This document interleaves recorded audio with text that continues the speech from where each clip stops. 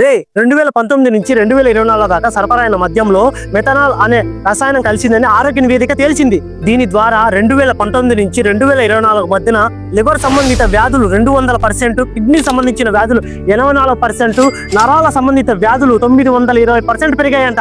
చెప్పింది మద్యపాన నిషేధం, చేసింది దగా మోసం. పూర్తిగా మద్యం లేకుండా చేస్తామంటే నమ్మేసి గుంపగుత్తగా ఓట్లు గుద్దేశాం. వాళ్ళు లేకుండా చేసింది మంచి మద్యాన్ని, రేట్లు పెంచి అమ్మింది కల్తీ మద్యాన్ని, బలి తీసుకుంది పేదోడి ప్రాణాలని. మద్యపాన నిషేధం అని చెప్పాను, నువ్వు చెప్పావు.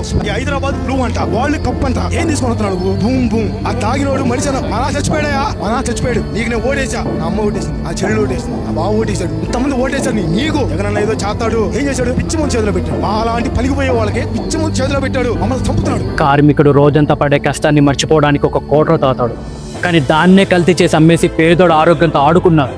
వీళ్ళు వ్యాపారం చేసింది మద్యంతో కాదు, మహిళల మంగళసూత్రాలతో.